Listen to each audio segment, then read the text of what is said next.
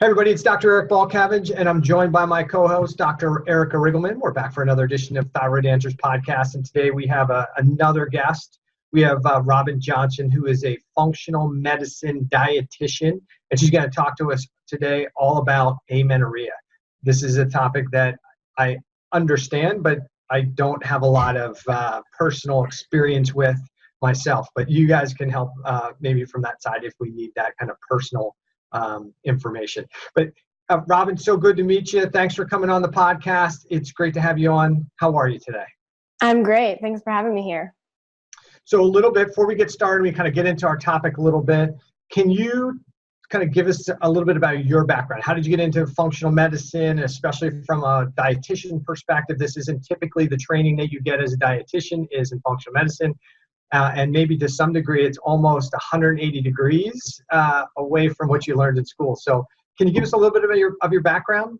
Yeah, you're spot on with that. Totally different direction. And honestly, it's a personal story. Like many people who get into functional medicine, it was my own story that kind of shifted my lens. And I had psoriasis for 2 years in college. So I was covered in what looked like chickenpox. Super fun time to get that. And I did all of the conventional stuff, so much prednisone. My next step was an immunosuppressant drug, so Humira. And I'm stubborn. I didn't want to do it. So I started digging into what I could try with diet. And I was absolutely experimenting. And I ended up clearing my skin within 3 months. And I haven't had a spot since. That was over 7 years ago. So that was my first story. And then I also have an amenorrhea piece that came around the same time where I hadn't had a cycle in 6 months. I went to the doctor. I was told I had PCOS and recommended birth control and metformin. Again, I'm stubborn. So I asked a ton of questions and ended up getting some additional labs and a different opinion and had hypothalamic amenorrhea and also addressed that with food and lifestyle. So through my own story, I learned about functional medicine, and then I was at the right place at the right time at a school that had its first program of its kind in the country to teach dietitians how to practice this. And so I took the leap and just dove into that, and I've been moving forward ever since. So did you have those two things at the same time? But yeah, they really considered them like different conditions, even though they really might have had a significant connection, right? Oh, they totally overlapped. And yes, they were around the same time. And now, knowing what I know now, the whole thing makes sense looking at the whole person. But at the time, they were two different problems in my lens and the doctor's lens. But we're all fixed up now in those areas. Right. So we're going to talk about amenorrhea today. So can you give the listeners a little bit of an explanation about what amenorrhea is and a little bit of maybe some of the processes that may be causative in triggering amenorrhea? Absolutely. So amenorrhea is essentially not having a period. Now there are two broad buckets or types. There's primary amenorrhea, which is never having had a period by the age of 16, so not ever having a bleed. And then there's secondary amenorrhea, which is not having a period for 6 consecutive months or more, but having had a period before. So I work more with the secondary amenorrhea types. And within that, there's a whole bunch of other categories or types. And it's typically caused by something that is impacting either the hypothalamus, the pituitary, the ovaries, or the uterus. And so we can kind of dig into more of those if you'd like, but some of the common causes for secondary amenorrhea would be, one is hypothyroidism, another is hypothalamic amenorrhea, so it's really where the brain and the ovary communication isn't going optimally. There's PCOS, there's post-pill amenorrhea, there's high prolactin, and pituitary tumors. So there's a whole bunch of subtypes. And then even within those, we have more rabbit holes to dig into, which is where it can be kind of challenging identifying someone's cause because there is a lot of digging into that person's reason for not having a period. Yeah, so you would maybe say that, what happens, somebody may get diagnosed as amenorrhea, and we just say that that's the problem. And we're going to try and manage that versus typically in conventional medicine. So that would be the treatment. Hey, this is what you have. You have amenorrhea. You haven't had a cycle. And so we're just going to try and manage that versus what you're really trying to do and what Dr. Eric and I try and do when we have people come in with these conditions is the conditions that is the fancy name we put for it, right? But what we really need to do is uncover what that underlying cause is. And there's not just one cause, right? Which is what I think you're trying to say, is there's multiple potential causes. So just because you get a diagnosis of amenorrhea doesn't mean the treatment, especially in a functional medicine model, is the same, correct? Exactly. And really the amenorrhea is the symptom. So if you look at my case, for example, I hadn't had a period in 6 months, and that was what they named the condition. And then my treatment was birth control and metformin, when the cause was really over-exercising, under-eating, high stress, and a whole bunch of inflammation that was also triggering psoriasis. And once you addressed those, the period came back on its own. Yeah. What I love about you saying that is that you weren't saying that the thyroid was causing the amenorrhea, that it was all of those lifestyle things that probably impacted your thyroid physiology, but then impacted you to have amenorrhea. So a lot of, even listeners who have thyroid issues, they don't look at amenorrhea as a classic thyroid symptom, but it is definitely a symptom that, they normally think overweight, losing my hair, constipated, tired, fatigued, but there's a reason there's such a hormonal link that goes along with thyroid issues, as well as that amenorrhea is definitely a symptom that goes along with thyroid stuff as well. For sure. And even with the subtype of PCOS or hypothalamic amenorrhea, just like with thyroid, there's more questions to be asked. So when you get down to it, it typically is around food and lifestyle. Like those are common reasons that are triggering the symptoms. Yeah. So when we talk about hypothyroidism from our perspective, we typically talk about tissue or cellular hypothyroidism, which is that, thyroid gland can be functioning fine. It can be pumping out enough T4, T3, but there's not enough T3 getting to the nuclear receptor, and that's truly what triggers hypothyroid symptoms, is the lack of T3 hitting the nuclear receptor. And we typically look at the cause of that as some type of stress or danger response, which would make a ton of sense why you would see hypothyroidism associated with amenorrhea, right? Because if you have chronic stress, like in your situation, right, I'm over-exercising, probably under-eating, not getting enough rest, I got a lot of stress going on in my life. You got all these factors going on, which are creating excessive stress or danger signals at the cellular level. And part of the protective mechanism of the thyroid physiology is to slow down metabolism in that situation. Hey, let's shut it down. There's a danger here. Let's slow down normal metabolism, save that. And then as we reduce thyroid physiology within the cell, that helps upregulate the inflammatory cascade and help trigger the defense mechanism. And maybe for the listeners, one of the reasons why we might not need a period in that situation is if you're under stress, if you're in danger mode, having sex and having a normal menstrual cycle is not on the high priority scale of things to be done. So you don't need to sleep, really. You don't need to have sex. You don't need to digest, right? Not if you're being chased by the proverbial tiger. So do you think in thinking about what was happening with you during that time frame, that, hey, I'm putting all these stressors on, that was driving essentially not an abnormal response, but actually an intelligent response by the body? Like, hey, I'm under so much stress and have such limited energy here. I don't need a cycle. Yeah. At the end of the day, my body was not safe to have a baby. And that is why we ovulate. Whether or not you want a baby, that is why you're ovulating. And if you have suboptimal thyroid function, you either disrupt or maybe even prevent ovulation. So without ovulation, there's no hormones, there's no period. And there are many causes, like you said, that first signal to the thyroid can be happening. And thyroid and ovulation, or thyroid and ovaries, have a communication system. So if you're not giving yourself enough energy, or you're demanding a lot of energy because of so much exercise or so much stress, baby is last on the to-do list. Yeah. I think it's a really, really important point for people to understand that many times what we see as the problem, in this case, we're talking about amenorrhea. It is the amenorrhea, as you said, is the symptom. The chronic hypothyroid symptoms, they're the symptom, but they are the sign. Those are the things that should be telling us, hey, there's a problem here, and it's not necessarily something that should be covered up with medication, right? And I think the interesting thing is, and maybe you can talk to that, is when you have amenorrhea, what's the typical treatment? Birth control, right? If you have a heavy cycle, what's the typical treatment? Birth control. Birth control, right. So, I mean. All things birth control. All things birth control, right? You don't get pregnant, birth control. You have an abnormal bleeding cycle, we'll organize it. You don't have one, we'll give you one, right? And so we put people on, we put women on birth control. And I think in many cases, we're doing a total disservice, right? We're just patting the female on the head and saying, hey, we'll organize it for you, just go away and be quiet.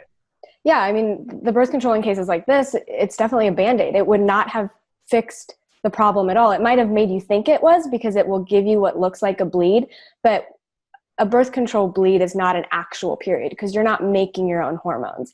And I think one of the things we need to do better is educate women, young women, about the value of their hormones so that they're looking at their health differently. Because sometimes if you don't have a period, some women might think, no big deal, that's one less of an inconvenience. But there's so much value to it. It not only is it an indicator of your health status and gives you information on what's going on, but it is your hormones. Like, you're having a period because you're making hormones, which is so important. And I think in our society, we're not taught that, and we're not empowered to know that our cycle is important. And I see a lot of women in their late 20s or even mid 30s who want to get pregnant, and they're like, okay, it's time to come off birth control. I've been on it since I was a teenager because I had abnormal cycles, and they just put me on it, and I've just stayed on it because I was going through college and I wasn't ready to have kids.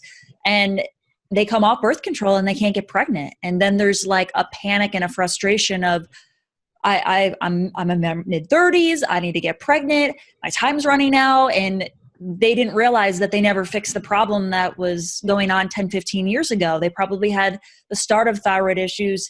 They had hormonal issues, and, taking the birth control, yes, made it look like they had a normal cycle for 10 to 15 years. But now we got to backtrack and fix all the stuff that's been going on for 10 to 15 years. And it can be really frustrating to a lot of women who want to have a baby. Yeah. And there's sometimes some repair that needs to be done when coming off birth control, and even getting that brain and ovary communication going again. And for some women, that can take a year or more. So what would you say if we had to kind of narrow this, maybe some of the causes of amenorrhea down to maybe 5 or 6 or 7 primary causes? What would you say would be the primary causes? A woman struggling with amenorrhea, what are the things that you would say to her, hey, these are the things we got to look at first. These are probably the most likely things. Yeah, I would say eating enough or unintentional undereating is a big one that I see with clients. Over-exercising, general stress level, whether that's perceived stress or past trauma or current lifestyle stressors, poor blood sugar or high insulin resistance, and then hypothyroidism. So even some of those relate, like undereating can relate to hypothyroidism, but those are the ones that I see most often with clients. And again, a lot of it relates to that foundation of diet and lifestyle. So can we build off that a little bit? So, because somebody might say, all right, but so what's under eating, right? I want to do intermittent fasting, or I want to do time restricted eating. Is that under eating?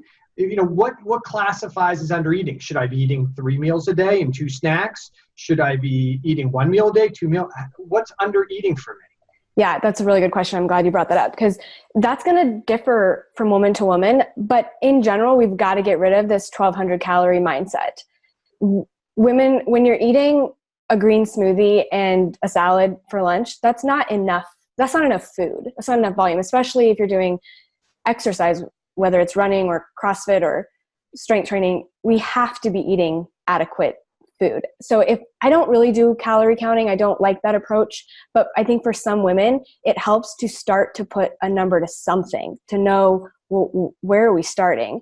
And most women need to be eating closer to 2,000 to 2,500 calories. And a lot of people that I see come in eating sometimes 1,000 to 1,500, and we're just not fueling ourselves enough for what we're expecting to do day to day, but also in the gym or with energy expenditure.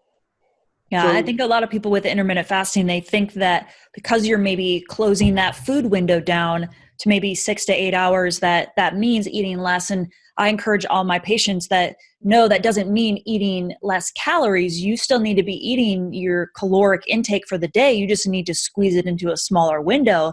And a lot of women will say, well, if I eat more than what I'm eating now, I'm going to gain weight. And so there's that kind of fear sometimes, and you have to kind of break that mold that you're your metabolism is not doing what it needs to do because you're not eating enough. And that if we actually, it's kind of like a fire. If we put more fuel in, the fire is going to go up, and that's really your metabolism. So, changing that mindset, and it's that fear component. They don't want to gain weight too. So, giving them the tools and kind of guidelines, I think, is important for a lot of these women who have these symptoms, who don't know how to eat, and just educating them on the right foods too.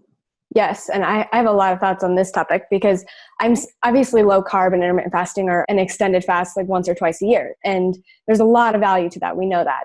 But when it's pushed too far, it absolutely has an impact on the metabolism and hormones. And I see a lot of women coming to me after doing a lot of fasting and lower carb or even keto for too long, or restricting it too much. And then we're running into a problem.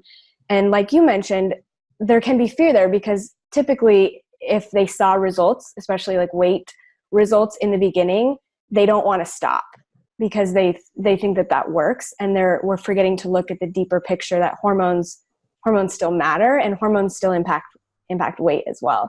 So that fear place about the weight gain has to be addressed. And it's something I talk about with clients a lot. And there's also ways to increase your intake without seeing gain. And that's something that I have to teach a lot and educate on, because if they're so afraid of a scale change that they don't take action, there's never going to be success. Like, we're never going to see a change. So I'm going to jump in there, because I think there's going to be maybe a little confusion, and maybe I'll play a little devil's advocate, because we're talking a little bit about, okay, you need 1,800 calories a day. We need 2,000. We're not counting, right? But somebody says, hey, look, if you're saying I still need to eat the same calorie load, and I'm doing time restricted eating, there's no way I'm eating 1,800 calories in one meal unless I'm going to McDonald's, right? And so that's not going to happen either.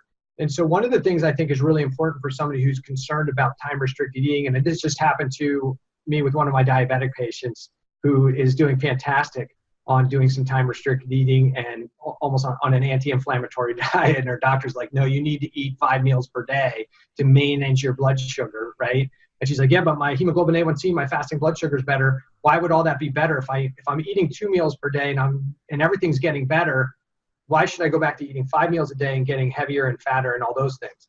So I think, and Robyn, you can correct me if you, or debate what I'm saying, but I think for the average person, when you're considering what's going on, if you're overweight or obese, one of the things that I see as the biggest problem is that if you do calorie restrict, if you're eating small meals all the time, trying to calorie restrict, and you're eating small meals but never achieving satiety, which means that you feel satisfied, that sends a different signal, more of a danger signal to the body, like there's not enough calories or not enough food coming in.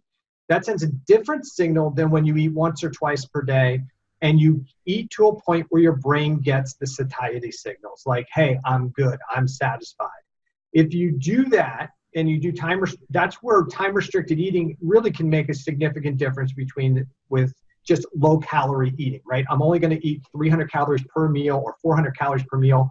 That seems to be sending a totally different signal. And so that there's not this constant lack of caloric intake and a constant lack of satiety.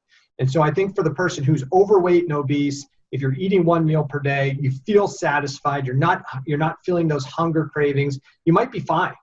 But if you are a person who is like leaner and you're doing that, hey, I'm only going to eat a little bit because I want to stay skinny, and always kind of giving your body that signal like there's not enough food coming in, yeah, then you're going to be more of in a danger mode. Do you agree with that? Disagree? No, I love that you said that, because you're speaking to two different people, I think. So the woman with amenorrhea who's been doing a keto diet and doing intermittent fasting and does CrossFit 4 times a week and lost her period, she needs to backtrack a little bit. We may need to take a break from intermittent fasting. We may need to increase calories. The person that I feel like you're talking more about is someone who's either fairly healthy or maybe more towards insulin resistant or PCOS type. And in that case, I actually may recommend some fasting and we may recommend lower carb, but that's what's so challenging about functional medicine, right? It's you have to look at the person, all their symptoms, look at their labs, hear their story, and then make a plan. Right. People love the protocol. Just tell me what my friend came to see you and you gave him a couple things and that's all that worked. I don't need to meet with you. I just want you to tell me what you did for her and I'll do it and it'll work. Right. Right. Not that simple. It is not that Definitely simple. is not that simple. And every person, like you said, is different. I mean, I've seen women that going on a keto diet has helped balance their hormones and their thyroid, but I've also seen women that was the worst thing that they could have done for them. And so I hate to say that sometimes it's trial and error, but sometimes it is a game of trying to figure out what's going to be best. You know, if things make you feel terrible, it's probably not the right thing. And we've got to look to something else. I've even seen women who do better with more moderate carbs or even a higher carb sometimes in certain cases to help balance it out. But that's why you can't just look at your friend or, you know, the person sitting next to you and saying, hey, it worked for them, it's going to work for me, because it may not. You have different things going on in the body. Your chemistry is different. You know, their genetics are different, and that all plays a role in what's going to be best for your body and what you've got going on. Yeah, I love that you said it's trial and error, because it's absolutely okay to experiment. And I think that people need to be okay with experimenting, but then changing if it's not working. So if you're doing keto or low carb or fasting and you feel worse, it's okay to change it. We just get in these mindsets where we hear all the education, we listen to all the podcasts, and we try to fit ourselves into that, and it might not be the fit for you, and that's okay.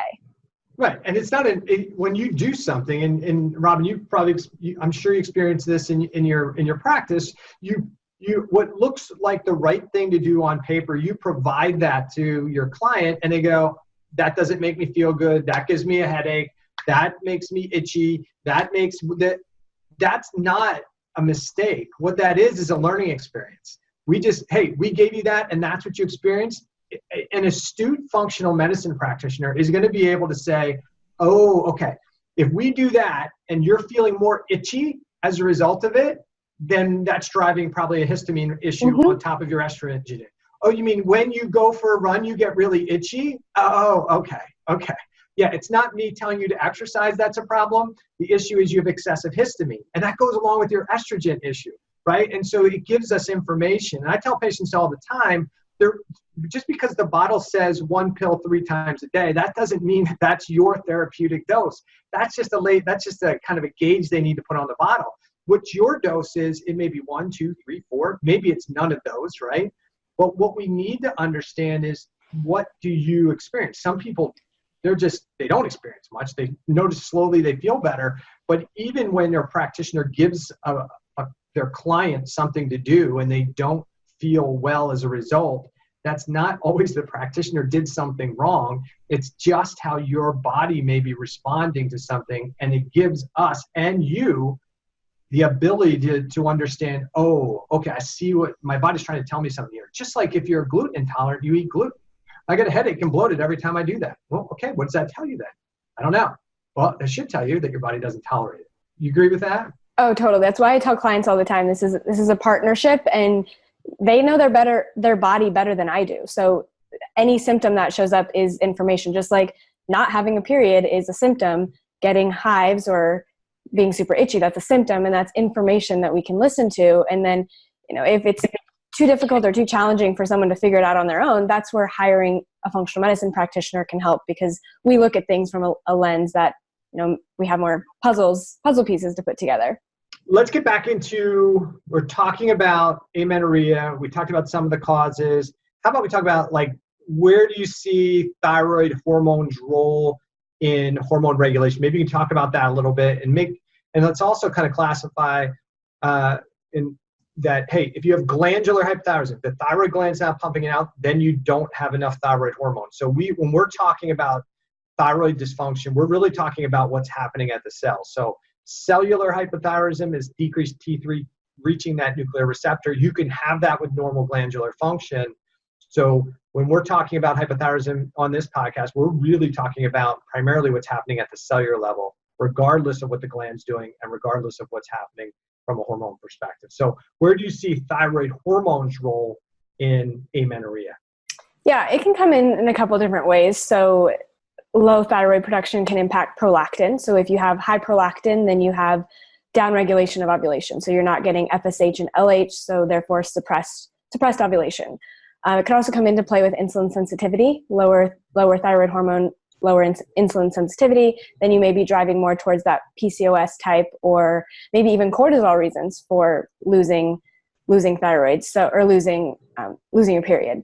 And then, I mean, this isn't so much cellular, but again, if you're just if you have total metabolism suppression and not getting enough total energy, ovulation and producing an egg, carrying an egg to ovulate, is a very energy demanding process. So is producing a corpus luteum, where you get your progesterone. So if you don't have enough total energy, then you're not going to get that ovulation. You're not going to get your period. So there's a couple different mechanisms in which thyroid can come into play. And thyroid hormone plays a role in all of those. And so that's where, when we're talking about thyroid physiology, we're talking about thyroid as kind of the thyroid hormone in your cells as the regulator. If there's stress, if there's danger, your body is on purpose, it's deactivating thyroid hormone. It's reducing cell metabolism. And as Robyn said before, or just stated, that, ovulation, this whole process is energy demanding. And so if there's a stress response, if there's a danger response, and we need to divert that energy towards more inflammatory mechanisms, cell protection, by slowing down cell metabolism, we can essentially shut off processes that aren't mandatory and we really don't want to happen. We don't want a female who's not healthy or has a chronic infection or chronic danger signals or toxicity getting pregnant. That's not probably the best situation to bring a child into the world. And so the body is pretty smart. We have this innate intelligence in the body to be able to say, hey, we're shutting down those things that we don't want to happen. And instead, we're going to work on physical activity. So energy production and blood sugar regulation. So you need glucose from your food to drive energy. What helps get glucose into your cells is thyroid hormone. You have glucose transporters that bring glucose into the cells. Glucose transporter 1, 3, there's a 2 that works, but we'll talk 1 and 3 are your basal glucose transporters, which means they don't require insulin to get glucose into the cell, but they do require sufficient levels of thyroid hormone. If you're deactivating thyroid hormone in the cell, you can't bring that glucose at a base level into the cell. And then there's glucose transporter 4, which is insulin dependent. And even though it's insulin dependent, still requires optimal levels of T3 in the cell to get it in. So the thyroid hormone, don't look at that as really let me just flood the system with more thyroid hormone. We got to look at it the other way, like, hey, man, isn't this really cool? I'm under stress. I'm under danger. My body's slowing down the thyroid hormone or deactivating thyroid hormone in my cells to fight the danger and prevent me from getting pregnant, right? And so it's a really neat process going on when you look at it from the functional medicine perspective. Yeah, there's so much involved. And when you identify hypothyroidism as a root cause to someone's amenorrhea, you still ask more questions, right? That's not the answer. Just like you said, you don't just fill the gaps with more thyroid medication. It's why is that signal being sent? And then there's more digging into that stress bucket of many sorts. Right. So let's say a woman has amenorrhea. We know that there's the thyroid component to it. So, doing a thyroid panel or even a metabolic panel just to look at thyroid function is going to be important, but there's a lot of other causes. So what other tests can somebody run to try to identify what's really truly causing their amenorrhea?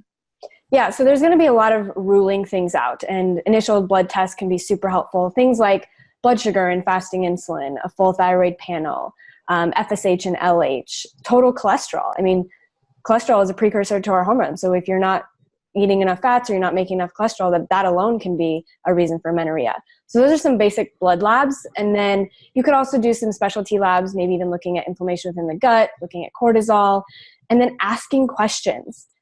Did you recently change your diet? Have you recently lost a lot of weight? What is your day-to-day diet look like? Trying to get an idea of, is their blood sugar balanced? Are they eating enough? What's their stress level? How much are they exercising? And that's a lot of the functional medicine pieces, right? Putting together their story with the labs to really guide you in the answer. And then there may be cases where you need to get the big things ruled out, like prolactinoma or tumor on the pituitary gland, or prolactin is a blood test that should be done that would probably guide that. But you're really going along ruling things out, and then that's helping narrow down your root cause. Absolutely. So definitely, if we take a look at, let's say we're taking a look at blood sugar, or we're looking to look at their general labs, and we'll talk about maybe some of the other hormone panel tests that are out there. if somebody's sitting at the other end and you're talking about, let's say, cholesterol, right? Everybody's been taught that the lower their cholesterol, the better, right? You don't need high cholesterol is the problem, lower the better. When you're looking at somebody's cholesterol level, is that what you're saying to them? Hey, lower is better? Or are you letting them know why a low cholesterol may not be a good idea? Because in conventional medicine, the lower the better. I know. And I have to do a lot of re-education on that. I did that yesterday. I typically like to see a woman's total cholesterol above 180, like 180 to 200 or even more.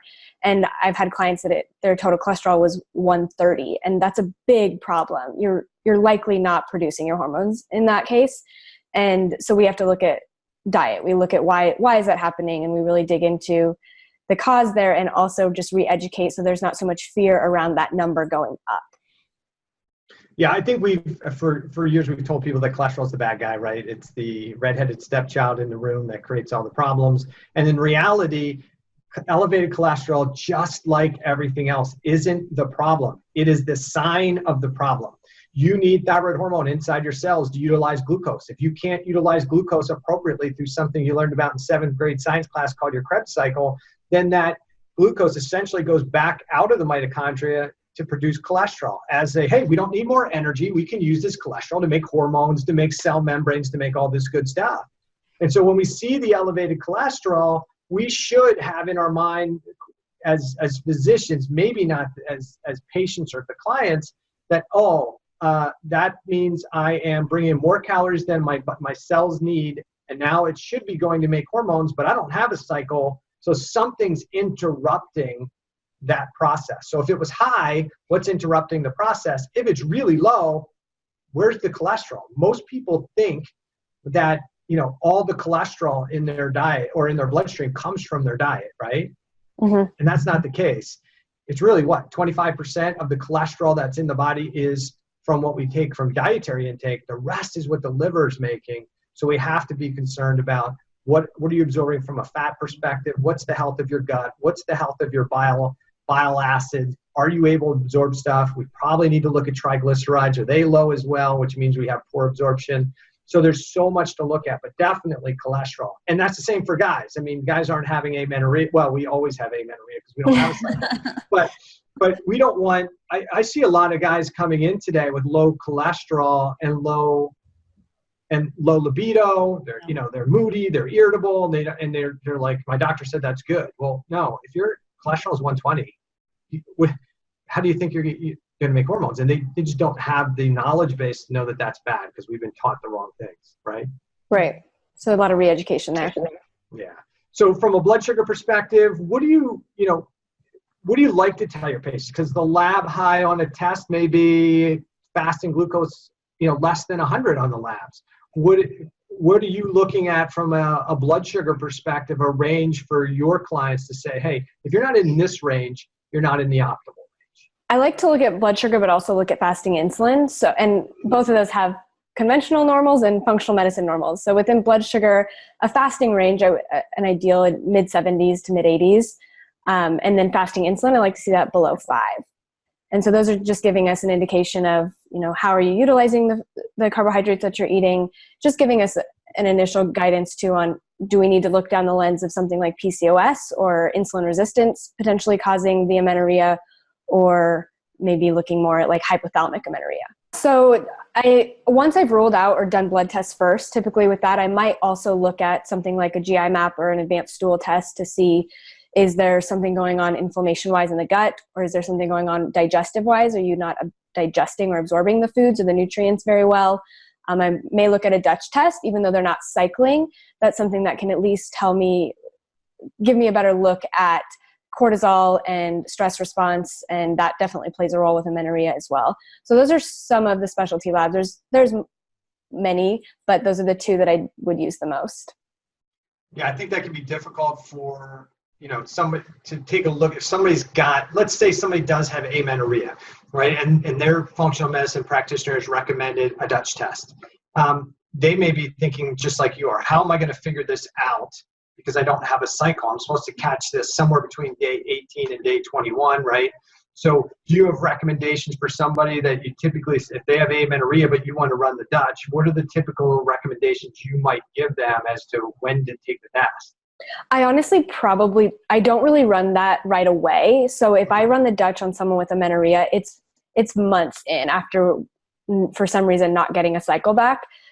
If we do decide to run it, I would try to have them see if we can catch ovulation at all. Like with temperature, I'd have them track their temperature or use ovulation sticks to hopefully get one. Otherwise, you really aren't looking so much at the sex hormones for that test. Then you would be looking a lot at the cortisol, cortisone, and adrenal response. Or, I mean, you may catch some estrogen metabolism, but the bulk, if you're not ovulating, the bulk of what you're catching in that test is going to be other markers. Yeah, and if you address a lot of the other stuff, it may not even, like you said, be necessary to run the testing if you can get the cycle to come back on. So we know that we want to run some specialty testing, try to find what's causing the amenorrhea, and obviously address those foundational things. But is there something that people who have amenorrhea, maybe nutrition-wise or lifestyle-wise, that you would recommend to help get their cycle back or kind of jumpstart things? Yeah, the first thing would be assess if it recently went away. Think about what's changed. So have you changed your diet? Have you lost a lot of weight? Have you been changing your exercising and adding intensity? And seriously think through that. And if there's some obvious answers there, listen to that and backtrack. So maybe take a break from exercise, maybe increase carbohydrate intake or increase fat intake or whatever it might be that has changed. And then start building balanced meals. So looking at meals that are stabilizing your blood sugar, so adequate protein, adequate fats, adequate carbohydrates or vegetables for fiber, and try to get some structured meals in there that are going to help stabilize that blood sugar. And take a look at your stress. If there's big life events that have come up and that's when you lost your period, that's a pretty good sign that it may be a stress response that's triggered it, in which case consider breath work. I love breath work, or meditation, or even therapy to help with that. And there are adaptogens and adrenal support too that can help, but really we want to start with the lifestyle stuff. And then sleep, of course, that's a big one. Got to mention sleep.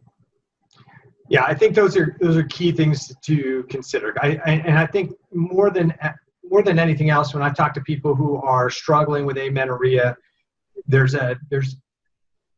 I see more of that in my obsessed athlete category, right?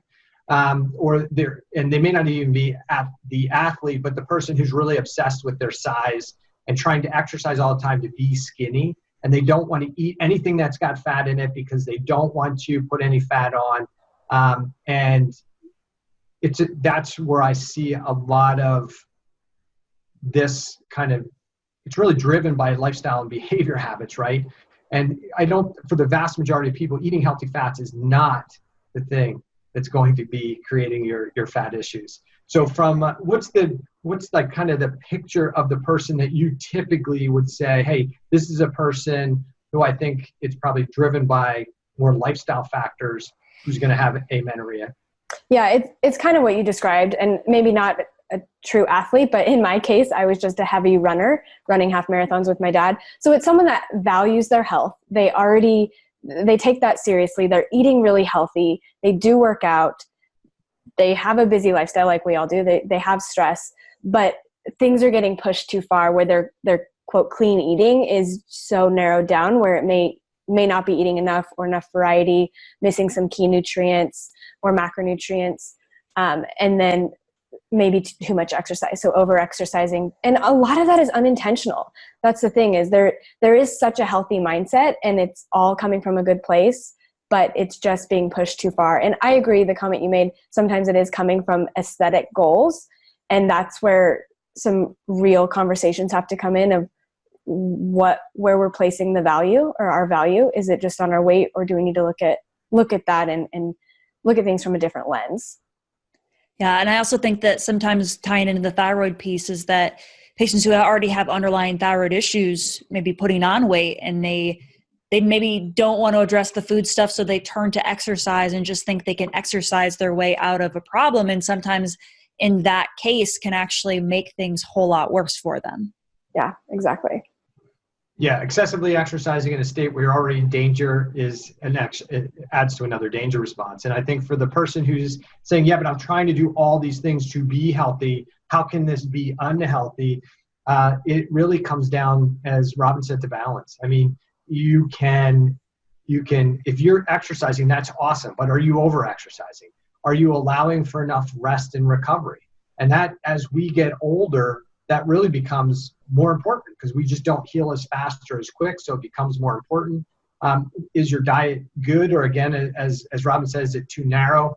Are you jeopardizing quality sleep and rest in an effort to make sure you get everything in, including your exercise? And that's one of the things that I was doing, for a number of years ago when I'm training for endurance races, training for triathlons. And, one day I run my blood work and I'm, insulin resistant, Hashimoto's, and, how the heck could this happen to me? I'm a dude.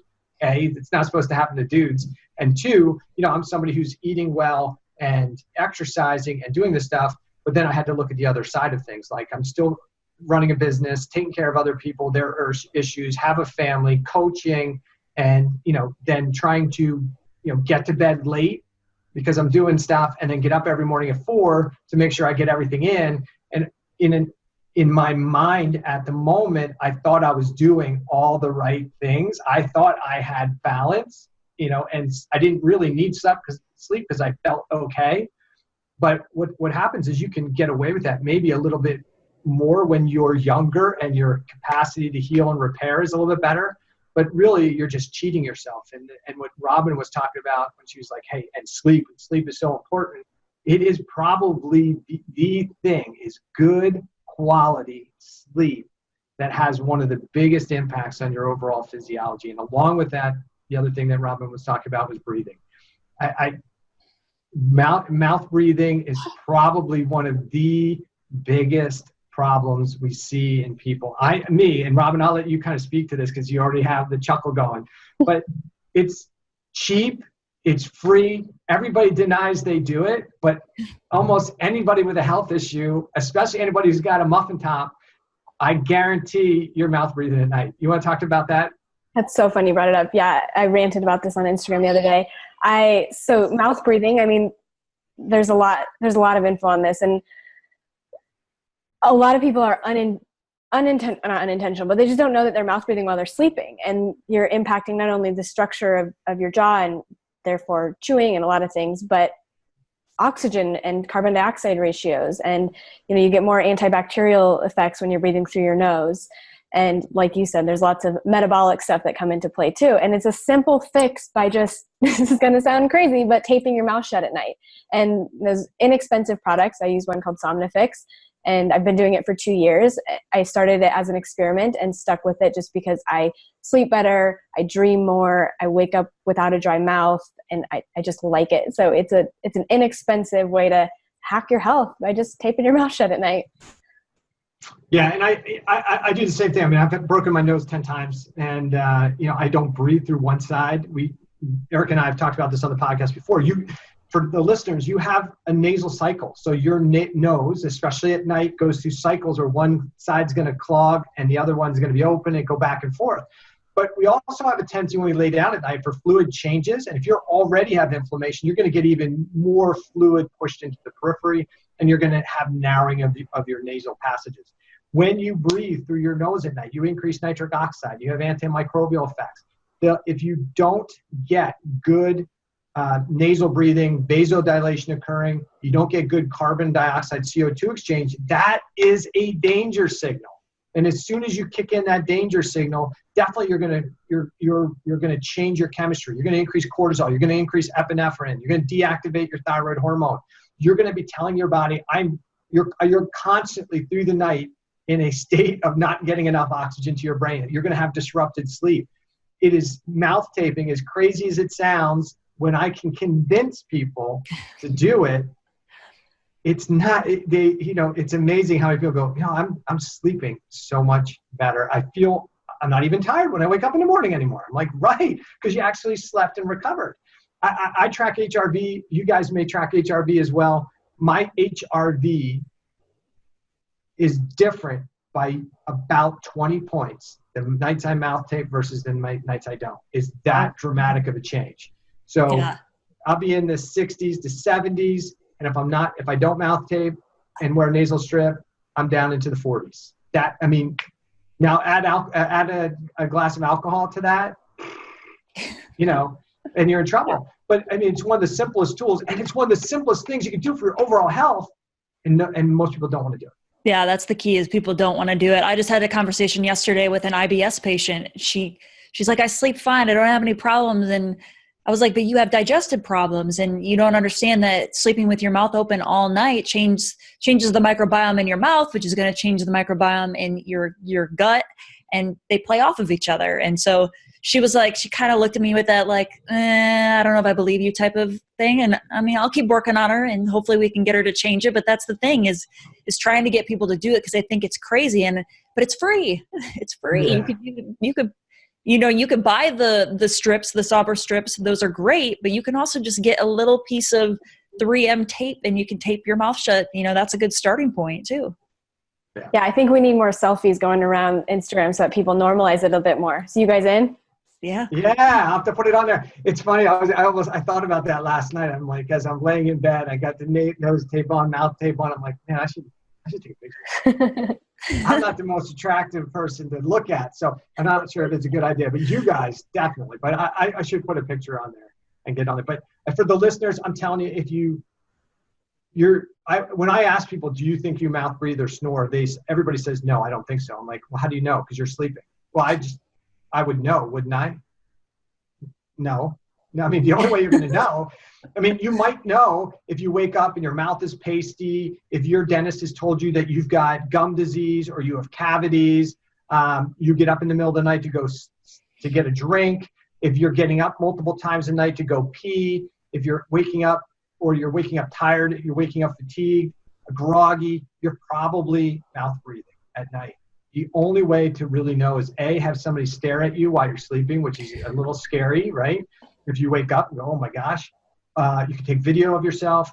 But I've even told people, just put the tape over your mouth. And they're like, well, the tape stayed on there, and so therefore I'm not opening my mouth at night. I'm like, yeah, but how did you sleep? Oh, I felt better. Okay, then you were mouth breathing, and the tape kept your mouth shut, right? So there really isn't a good tool, but this is a cheap thing. And I know we got away from amenorrhea, which is our topic, but it plays a role. As Robyn was saying earlier, amenorrhea is typically going to be triggered by some type of stress or danger response, something that's telling the body, hey, we do not need a period. And it could be just years, months, weeks, years of poor breathing. And that's key to one of the triggers why you might develop amenorrhea. And I guarantee you, your gynecologist is not going to be thinking, most gynecologists aren't going to be thinking, hey, this could be a respiratory issue, right? I just don't think that's a main thing that's going to come up.